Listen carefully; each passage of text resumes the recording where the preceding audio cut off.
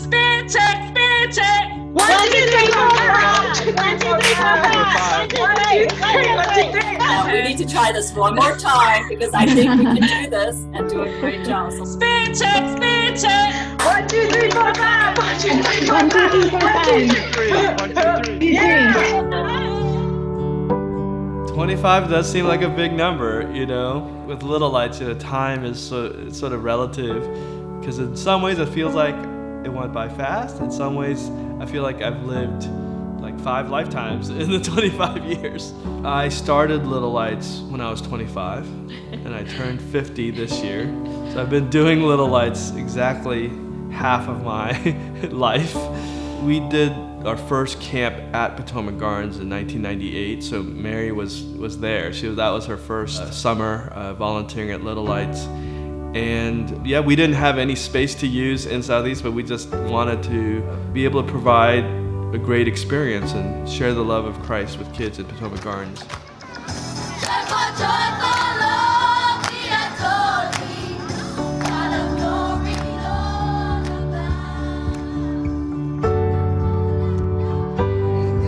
Building right here.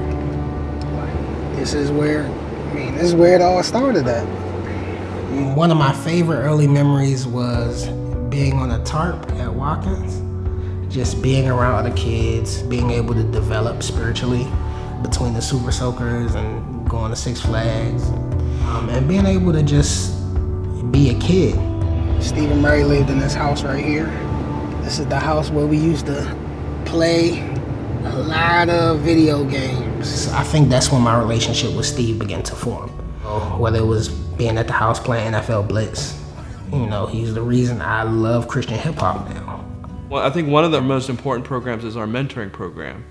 It's that one-to-one relationship that can really transform lives, because you really get to know students more intimately when you have that one-to-one time. And that's part of why Little Lights has been committed to the same communities for a long period of time. Relationships are so important to us. Monday through Friday, we offer lunches, snacks, like toilet paper, cleaning supplies, masks. It allows for the community members, so like my mom and how I was, to see that Little Lights wasn't like an outside source coming in to help, but rather people who cared and who wanted to be a part of the community and serve, and they cared about like you as a person.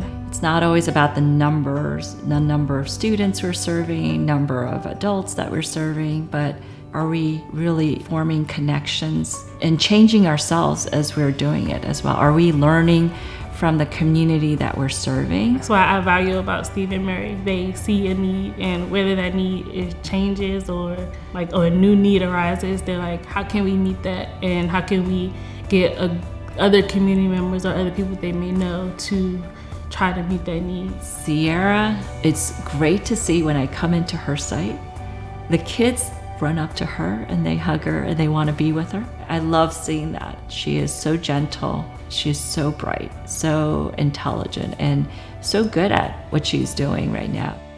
I lead girls' night, and one of the students, when the protests, the George Floyd incident hit the news, we had girls' night that week. She was like, this is crazy. It's like the white people don't like us. And she sounded kind of defeated. And that day, we taught her the word sovereign. And we're talking about how God is sovereign, like He is all powerful. And in these times where you feel like you're weak or powerless or don't have a voice, just lean on that. Young kids growing up right now, they already are at a 400-year disadvantage. And when you think about the fact that resources are continuously being removed, and when you're a kid and you growing up in somewhere like Potomac Gardens, and you might be walking down the steps and you might see a needle. Or when you're in a situation where you just really don't know where your next meal is coming from, how you gonna wash your clothes, you don't know where your parents are. It's not a system that's built for fathers to be in the home. Just wanna be honest about that. There are definitely a lot of obstacles when you are living in public housing. Even with the pandemic, it just has brought out the challenges even more. Not to mention the history of systemic racism that have created segregated public housing and sometimes disrepair. There are so many different obstacles that compound on top of each other that make it challenging for kids to thrive. All these kinds of things, it creates a huge sense of heaviness and a huge sense of despair. Everybody likes to paint the inner city community as just like no one cares. No, the truth of the matter is we all care. I'm always inspired by the resiliency of community members that hang in there to love their kids, and do the best that they can with the limited resources that they have. And we just try to come alongside and be supportive. Kids who grow up in our program will come back to us, and whether they might need a part-time job or they might need help with their resume, in some ways our primary ministry is just to be the presence and to be in relationship and be a support system. Like Mary and Steve saw something in me that I didn't see in myself initially.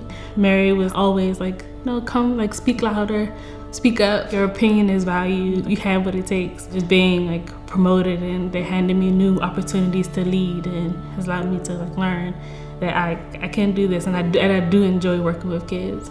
It's just so many years. It's the era of Sierra as a student, like piling into like Miss Linda's van or Steve's van. It's the era of Sierra as the intern learning how to answer a phone professionally. And then the era of Sierra as a staff, seeing all the hard work, dedication, love that it takes to run a ministry. Steve and Mary have been a part of every major life experience, good or bad.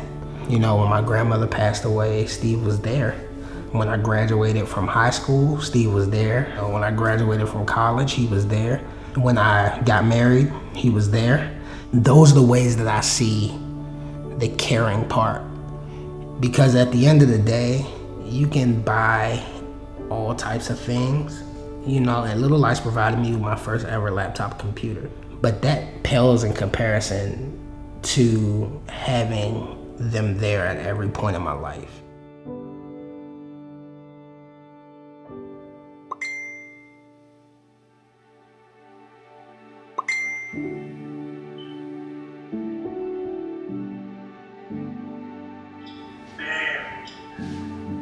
Good to see you, man. How many countries have you been in now? So I lived in Italy, lived in Macedonia, lived in Albania, now China. Yeah, I think you definitely have the most frequent flyer miles of any. You guys are the reason. Like, you guys helped me get out that comfort zone. That's in my testimony each and every year or whenever I talk to kids or talk to anybody, So I definitely thank you. Man, we're so proud of you, man. We are so proud of you. Phil, it's just amazing to see how much he's grown and changed, and just how much he's grown because he has had the opportunity to travel the world. Just coming from where I came from, and just the journey I took, like now to be in China teaching, for me to still be here and to spread and talk to people and just show them that the world is much bigger than not only Potomac Gardens, but Washington, D.C. Being able to get out my comfort zone, I think that's probably the biggest thing that I'm proud of. I'm proud of Steve. I'm proud of everything he's still doing now. I'm proud of how he helped me be the young man that I am today.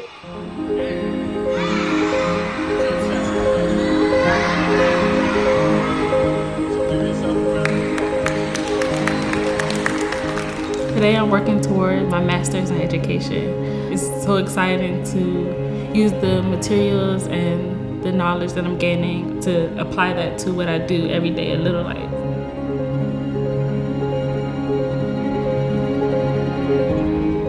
God has been doing some amazing things. We got an energetic 3-year-old at the house and another one on the way. And on top of that, I'm the senior advisor for the Anne Arundel County NAACP, program director at a nonprofit. My wife and I being able to be in ministry together to do kingdom things, to me, is more important than anything I could ever do on this earth.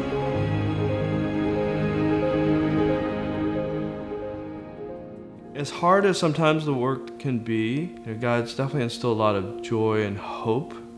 Little Lights has grown and we've changed and evolved, and I think lots of new exciting things, being able to take on the Clean Green team and to start the race literacy classes, to have 13 full-time staff and 50, part-time staff, to have, multiple sites. Yeah, it's amazing how God has been faithful. So today we serve about 150 students every year. We have several hundred volunteers every year. Clean Green team, this year we have 9 guys on the team. We serve several hundred customers on Capitol Hill. That's amazing to have work for the guys, and they do a great job. And then even Family Center. So last year we distributed 35,000 diapers. We help adults look for jobs, have access to computer, internet. It's great that we're able to provide more services to the entire community. I recommend anybody come to Little Lights because this is a fun place for kids. They keep them out of trouble. They keep them out of harm's way. If it wasn't for them, a lot of these kids would just be out on the streets doing nothing. They make sure that they have some type of structure and boundaries. Their academics have improved, their social skills, their learning, and it's just an all wonderful program, and we appreciate it. I just want to say keep up the good work and just be strong for our community and for our children. Starting out, I came 98, I was in my mid-20s, and we didn't have a whole lot. But now, I have to say, we are not doing this alone. We have a great team. I want to even thank our directors, Amy and Carmen.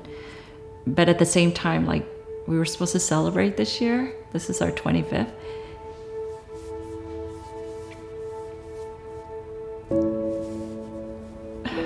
We lost Miss Linda on our 25th anniversary, so it's been hard. We're still trying to heal from losing Miss Linda and not having Mr. Thomas around. When we call Miss Linda Mama L, that takes on a whole new meaning because she really was a mother to me. She was always willing to listen. And so, that's something I'll never forget.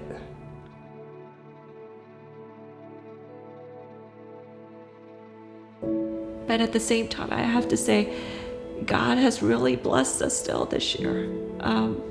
People have been generous with their donations. Volunteers have been generous. Our staff have been amazing. So I have to say, haven't had a whole lot of time to reflect, but sometimes I think, I cannot believe we're still doing this. To be in a position of strength and to have grown so much is miraculous, and so much to be thankful for and grateful for. And so many people have supported and volunteered. Really countless people who've helped us to get to 25 years. Special thanks to both of our families, our parents who were willing to release us to do this work for many years. And especially to our 2 kids who have put up with a lot for us doing this type of work. I have to say, they are very special, Kayla and Dylan. I'm just so amazed and so thankful. And some of it, I can't explain it except just to say, wow, God really cares a lot about Little Lights, about this community, about our staff. So I'm very excited for what the future will bring. The next 10, 25 years will bring where Little Lights will be. And I'm praying that, Little Lights will be around a long time and making a difference in people's lives and being a source of hope and encouragement for a long time to come.